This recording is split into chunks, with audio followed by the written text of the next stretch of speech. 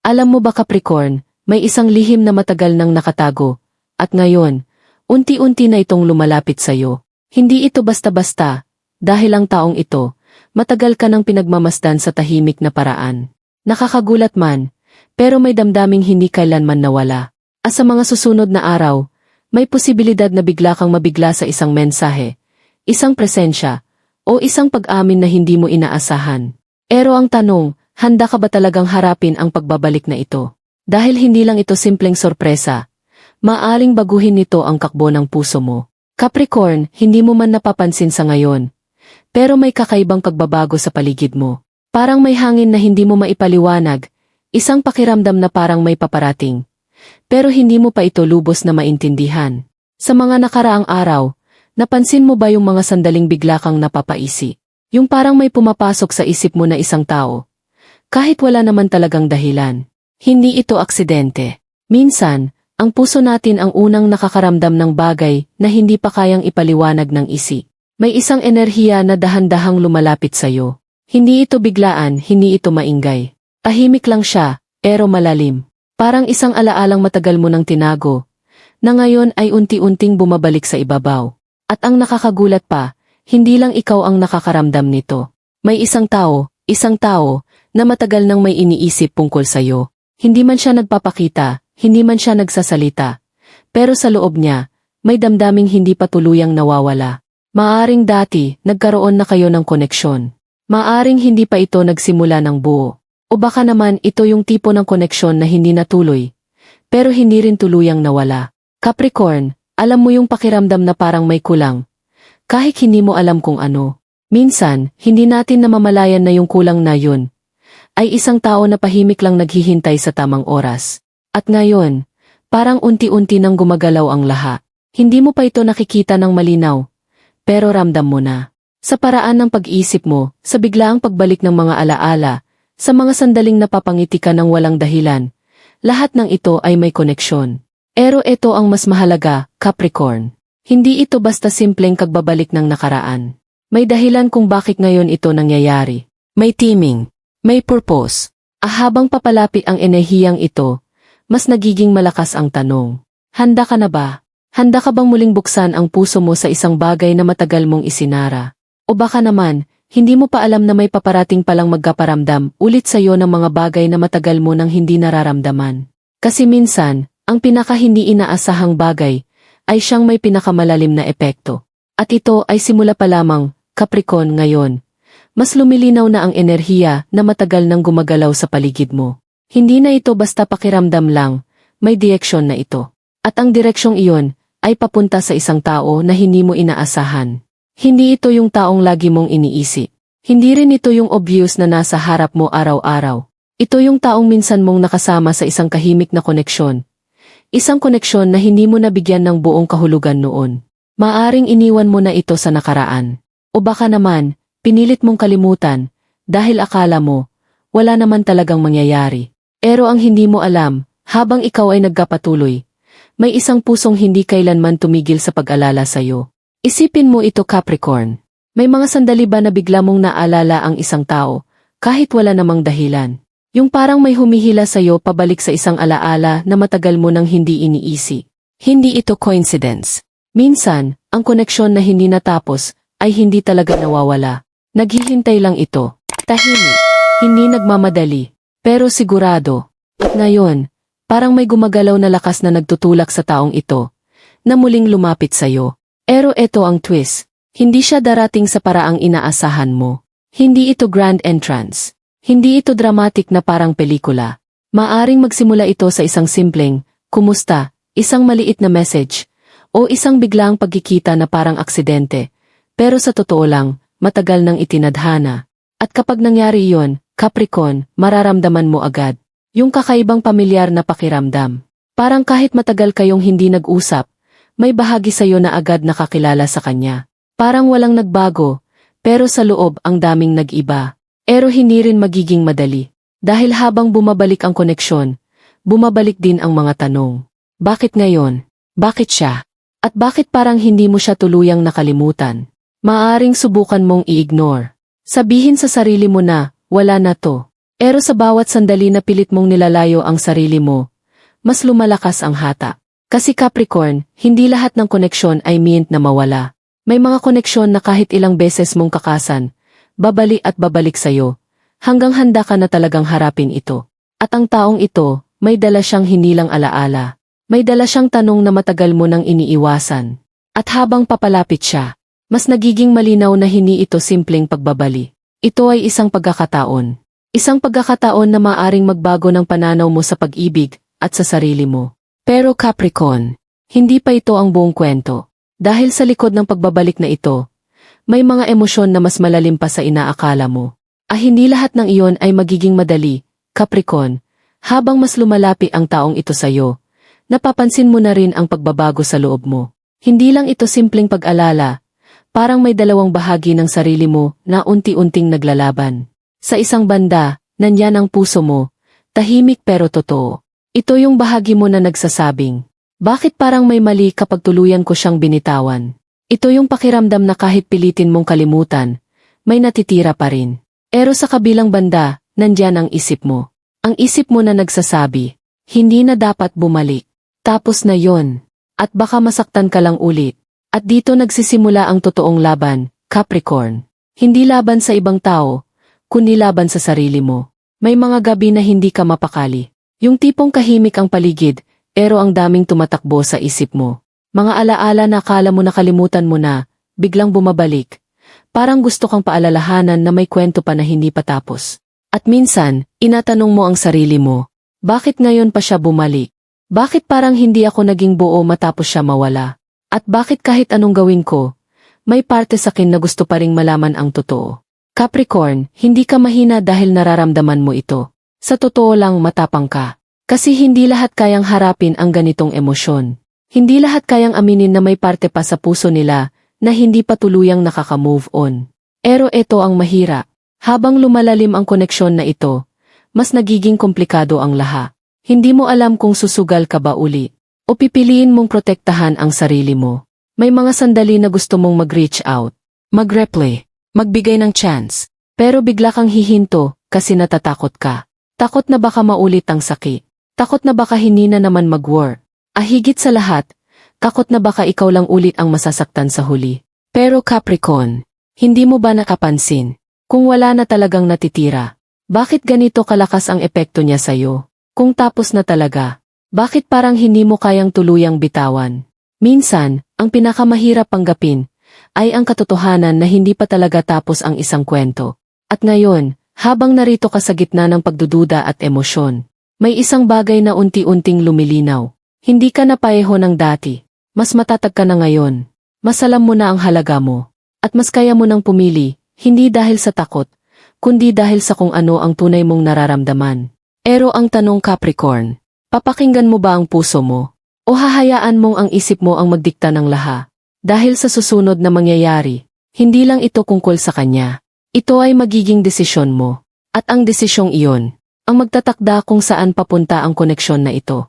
Capricorn, sa puntong ito, hindi na lang ito tungkol sa nararamdaman mo sa loob. Dahil unti-unti, nagsisimula na ring magpakita ang mga senyales sa paligid mo. Mga bagay na dati ay parang wala lang. Pero ngayon, parang may ibig sabihin na. Napansin mo ba?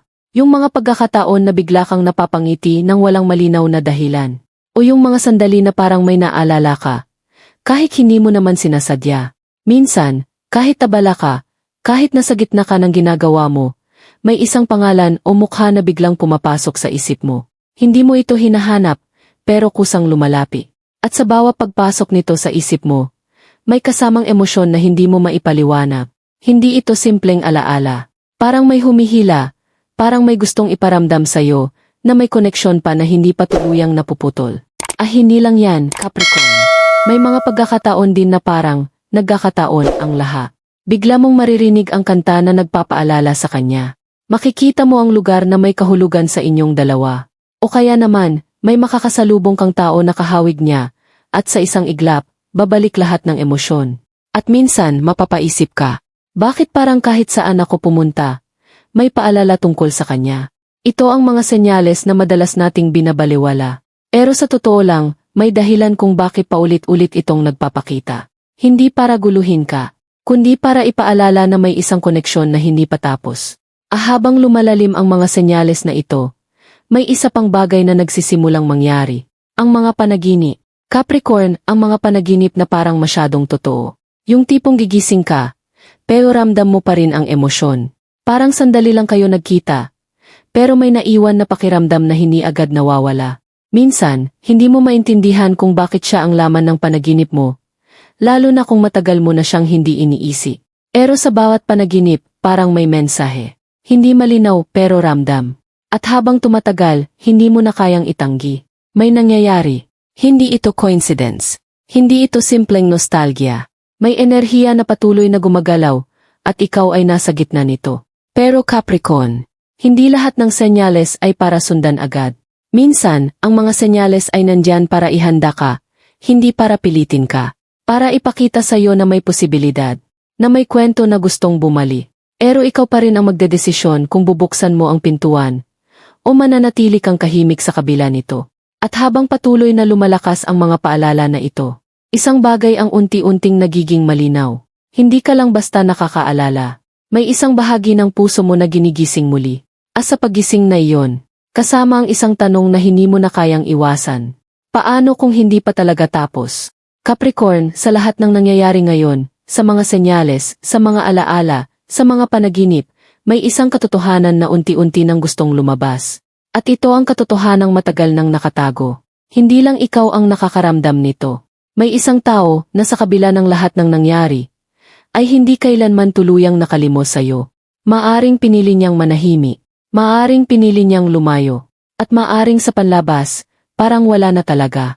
Pero sa loob niya, Capricorn, may mga damdamin na hindi niya kayang ipaliwanag, at lalong hindi niya kayang kalimutan. Isipin mo ito, kung wala na palagang natitira, bakit ngayon siya muling gumagalaw? Kung tapos na palaga ang lahat, bakit parang may puwersang nagtutulak sa kanya pabalik sa'yo? Minsan, hindi dahil gusto nating bumali, kundi dahil may bahagi sa puso natin na hindi kailanman umalis. At para sa taong ito, ikaw yon. Ikaw ang alaala na kahit anong pilit niyang kalimutan, bumabali. Ikaw ang pangalan na kahit hindi niya banggitin, nananatili sa isip niya. At ikaw ang pakiramdam na kahit gaano katagal ang lumipas, hindi niya kayang palitan. Pero Capricorn, hindi ito simpleng kwento ng pagmamahal. Dahil kasabay ng damdamin na ito, ay ang takot. Takot na baka hindi mo na siya tanggapin. Takot na baka huli na ang lahat. At takot na baka masaktan lang ulit, ikaw man o siya. Kaya kahit gusto niyang lumapit, pinipigilan niya ang sarili niya. Kahit gusto niyang magsabi, pinipili niyang manahimik. At sa katahimikan na iyon, mas lalong lumalalim ang nararamdaman niya. Minsan, Capricorn, ang pinakamalalim na emosyon ay hindi yung sinasabi ng malakas, kundi yung itinatago, yung hindi maipaliwanag, yung hindi may labas, yung tahimik lang pero totoo. At habang ikaw ay dumadaan sa sarili mong emosyon, siya rin ay may laban sa loob niya. Laban sa pagitan ng paglapi at pag-iwas. Laban sa pagitan ng pag-amin at pananahimik. Pero may isang bagay na hindi niya matatakasan. Ikaw. Dahil kahit anong pilit niyang lumayo, may isang bahagi sa kanya na patuloy na bumabalik sa'yo. At ngayon, Capricorn, habang pareho kayong nahaharap sa emosyon na ito, kahit hindi kayo nag-uusap, may isang koneksyon na patuloy na lumalakas. Isang koneksyon na hindi na kayang itago, hindi na kayang ideni, at hindi na kayang iwasan. Pero ito ang mas mahalaga.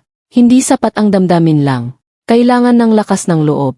Kasi darating ang punto na hindi na sapat ang katahimikan.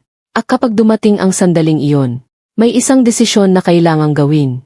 Hindi lang niya, kundi ikaw din. Dahil Capricorn, ang katotohanan ay nandyan na. Ang tanong na lang ay, handa ba kayong harapin ito, Capricorn, sa lahat ng emosyon, senyales, at katahimikan na naranasan mo, darating ang isang sandali na hindi mo na kayang kontrolin ang mangyayari. Dahil ang mga bagay na matagal ng kahimik, ay nagsisimula ng gumalaw. Hindi ito biglaan na parang kulog. Hindi ito dramatic na parang eksena sa pelikula. Pero mararamdaman mo, sa isang simpleng sandali, may magbabago. Maaring magsimula ito sa isang maliit na bagay. Isang notification sa phone mo, habang hindi mo inaasahan.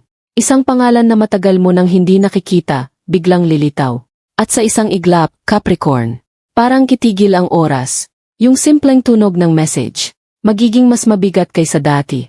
Hindi dahil sa kung ano ang laman nito, kundi dahil kung sino ang nagpadala. At habang tinitingnan mo ang screen, mararamdaman mo yung halo-halong emosyon, gulat, kaba, excitement, at takot. Lahat sabay-sabay. At sa sandaling iyon mapapaisip ka, bubuksan ko ba? Sasagutin ko ba? O hahayaan ko na lang ito, tulad ng dati?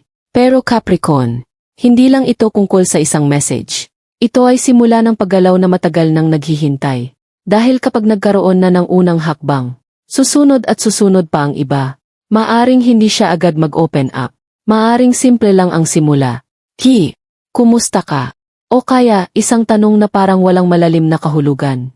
Pero sa likod ng bawat salita, may biga, may dahilan, at may emosyon na hindi pa niya kayang sabihin ng diretso. Habang nagpatuloy ang komunikasyon na ito, mapapansin mo Capricorn, hindi na ito katulad ng dati. Mas maingat siya ngayon.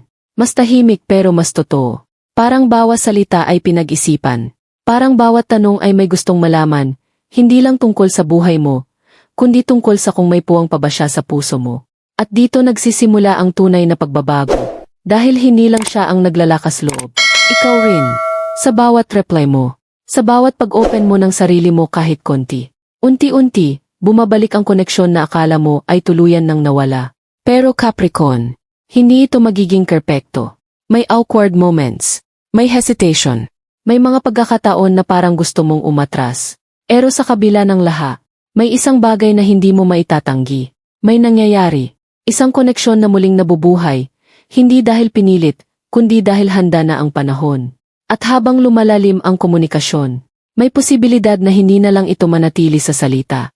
Maaring dumating ang sandali na magkikita kayo. Hindi planado, hindi inaasahan, pero mangyayari. At kapag nangyari iyon, Capricorn, hindi na ito magiging tungkol sa ano ang sasabihin.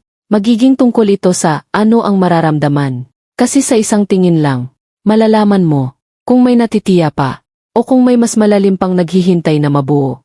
Sa puntong iyon, Capricorn, sa puntong ito, hindi na lang ito tungkol sa kung ano ang nangyayari sa labas. Ito ay tungkol na sa'yo, sa puso mo, sa mga desisyon mo, at sa kung gaano ka kahanda na harapin ang isang bagay na matagal mong iniwasan. Dahil habang ang taong ito ay unti-unting lumalapit, ikaw naman, unti-unting nahaharap sa sarili mong katotohanan. Hindi na sapat ang magtanong kung bakit siya bumalik.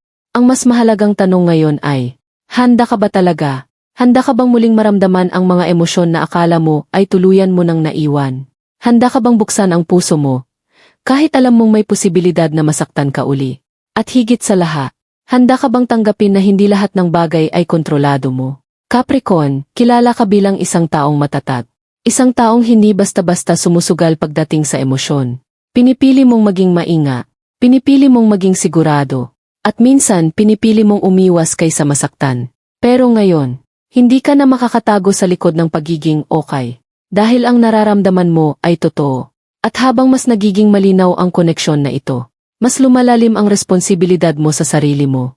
Hindi para sa kanya, hindi para sa nakaraan, kundi para sa'yo. Kasi Capricorn, kung papasok ka ulit sa isang koneksyon, hindi dapat dahil sa lungkot, hindi dahil sa nostalgia, hindi dahil sa baka pwede pa. Dapat dahil handa ka. Handa kang magmahal uli. Pero this time, hindi mo kakalimutan ang sarili mo. Handa kang magbigay. Pero hindi ka mawawala. Handa kang makinig sa puso mo. Pero hindi mo ipagwawalang bahala ang mga natutunan mo. Dahil ang pagbabalik na ito, hindi ito test kung gaano ka katatag. Ito ay pagkakataon para ipakita kung gaano ka na nagbago. At habang papalapit ang sandali na haharap ka sa kanya, mapapansin mo Capricorn, hindi na ikaw yung dating tao na naghihinday lang. Ikaw na ngayon ang may kakayahang pumili. Umili kung papapasukin mo siya ulit sa buhay mo. Pumili kung hanggang saan lang ang ibibigay mo. At pumili kung karapat-dapat ba siyang manatili. Pero ito ang pinakamahalaga. Kapag dumating ang sandaling magkatapat kayo, hindi mo na kailangang maggangga. Hindi mo na kailangang itago ang nararamdaman mo. Dahil ang tunay na lakas ay hindi yung hindi ka nasasaktan, kundi yung kaya mong magmahal, kahit alam mong may risk. Sa puntong iyon, Capricorn, lahat ng nangyari, ang mga senyales, ang katahimikan, ang pagbalik niya, magiging malinaw. Hindi bilang isang aksidente, kundi bilang isang pagkakataon, na matagal nang naghihintay sa'yo. Pero ang huling tanong ay nananatili. Kapag kumatok na ang pagkakataon na ito sa puso mo, Bubuksan mo ba? O hahayaan mo itong lumipas, tulad ng dati? Capricorn, dumating na tayo sa puntong hindi na pwedeng iwasan. Lahat ng senyales, lahat ng emosyon, lahat ng pagkakataon, ay nagdala sa'yo dito, sa sandaling ito, kung saan hindi na sapat ang mag-isip lang, kundi kailangan mo ng maramdaman at pumili. Dahil sa harap mo ngayon, hindi lang isang tao ang bumali, kundi isang bahagi ng sarili mo, na matagal mong iniwan. At habang kaharap mo siya, mapapansin mo Capricorn, hindi na ito katulad ng dati. Walang gali, walang pilitan, walang kailangan patunayan, may katahimikan. Pero sa katahimikan na iyon may lalim. Yung tipong kahit walang salita, ramdam mo ang lahat. As sa isang simpleng tingin, babalik ang lahat. Hindi bilang saki, kundi bilang pag-unawa. Maintindihan mo kung bakit hindi nag-work noon. Maintindihan mo kung bakit kailangan ng panahon. At higit sa lahat, maintindihan mo kung bakit bumalik siya ngayon. Kasi Capricorn, hindi lahat ng koneksyon ay dumarating sa tamang oras agad. May mga kwento na kailangan mo nang masira, para mabuo ulit ng mas matibay. At ito ay isa doon. Pero ito ang pinakamahalagang bahagi. Hindi dahil bumalik siya, ay ibig sabihin kailangan mong tanggapin siya agad. Hindi dahil may nararamdaman pa, ay ibig sabihin dapat mong ipagpatuloy. Dahil sa pagkakataong ito, ikaw na ang may kontrol, ikaw na ang pipili. At habang tinitingnan mo siya, makikita mo rin ang sarili mo, yung taong nasaktan, yung taong naghintay, at yung taong natutong bumangon. At sa lahat ng iyon, nandiyan ka pa rin, mas buo, mas matatag, mas totoo. Kaya Capricorn, kung pipiliin mong buksan ulit ang puso mo, gawin mo ito hindi dahil sa nakaraan, kundi dahil sa kung ano ang kaya mong buuin ngayon. At kung pipiliin mong maglakad palayo, gawin mo ito hindi dahil sa takot, kundi dahil alam mong may mas deserve ka. Dahil ang tunay na pagmamahal, hindi lang tungkol sa pagbabali. Ito ay tungkol sa paggili. Araw-araw, sa tamang tao, sa tamang oras, at sa tamang paraan. At ngayon, nasa harap mo ang pagkakataon. Hindi perpekto, hindi sigurado, pero totoo. At sa huli, Capricorn, hindi mahalaga kung ano ang mangyayari pagkatapos nito. Ang mahalaga, pinili mong harapin ang nararamdaman mo, pinili mong maging totoo sa sarili mo, at pinili mong hindi natakbuhan ang pag-ibig. Dahil minsan, ang pinakamalaking sorpresa sa buhay, ay hindi yung taong bumabalik, kundi yung lakas ng loob na natagpuan mo sa sarili mo. At Capricorn, kung iniisip mo na dito nagtatapos ang kwento, maaaring hindi pa, dahil may mga koneksyon na kahit matapos ang isang chapter, may panibagong simula na naghihintay. At ang susunod na mangyayari, maaaring mas magulat ka pa.